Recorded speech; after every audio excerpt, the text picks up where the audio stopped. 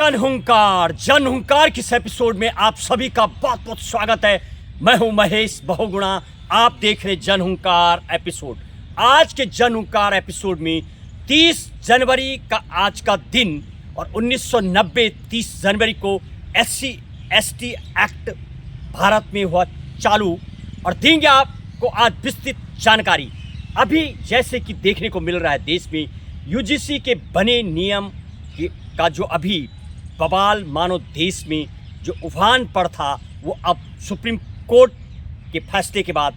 कहीं ना कहीं उस पर लगाम लगी है और देंगे आपको इस एक्ट की खास जानकारी। सुप्रीम कोर्ट ने एक केशव कुमार मेहतो वर्सेस बिहार की एक केस की सुनवाई करते हुए SC/ST एक्ट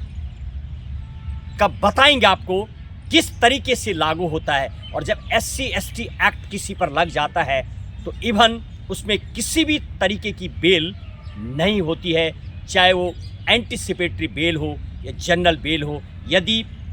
FIR और केस दर्ज हो जाता है SC/ST एक्ट के अधीन। 30 जनवरी 1990 को जब कानून बना था, हालांकि यदि रिजर्वेशन की बात की जाए, आरक्षण की बात की जाए तो देश आज़ाद होने के तुरंत बाद 1951 से ही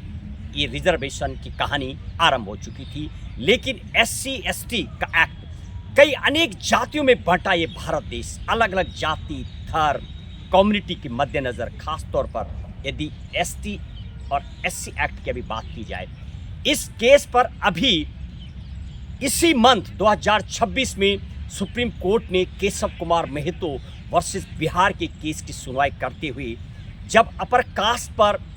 ST और SC के अधीन केस दर्ज हो गया था तो केस ट्रायल कोर्ट के बाद और हाई कोर्ट की सुनवाई के बाद पहुंचा सुप्रीम कोर्ट। जबकि कन्विक्ट किया गया था हाई कोर्ट और ट्रायल कोर्ट के द्वारा, सुप्रीम कोर्ट ने उसमें साफ माना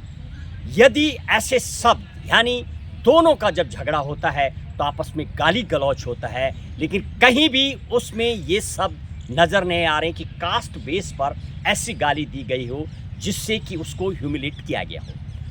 ओवरऑल पूरी यदि आप उस पटिशन में जाएंगे और सुप्रीम कोर्ट की जजमेंट को देखेंगे तो पूरी एकदम सुनवाई करते सुप्रीम कोर्ट ने साफ कहा है। अनेक ऐसी बार देखने को मिल रहा है जब झूठे केस और मुकदमे भी दर्ज हो जाते हैं ऐसे मामलों को लेकर के, और उसमें कोई सज़ा का हालांकि प्रावधान तो नहीं है और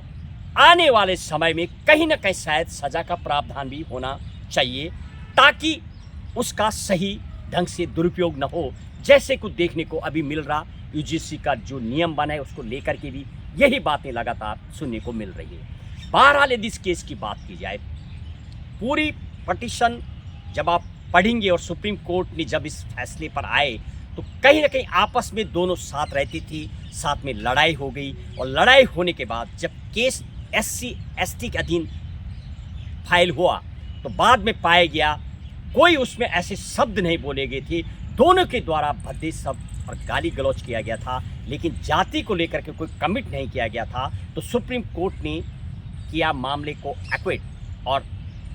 दी छूट और साफ इस जजमेंट में कहा यदि ऐसे इंटेंशनली कोई शब्द नहीं बोले गए हैं जो ह्यूमिलेट करते हों या कास्टिंग को लेकर के तो SC/ST के अधीन केस फाइल नहीं होंगे। मामले साफ सुप्रीम कोर्ट ने यानी चार्जशीट और FIR नोट करने को लेकर के उन सभी एजेंसियों को इस बारे में सावधानी से इस एक्ट को इस्तेमाल करने को कहा है। बस आज के जनहुंकार एपिसोड में इतना ही। कुल मिलाकर आप रहिए सावधान, जाने आप संविधान का ज्ञान,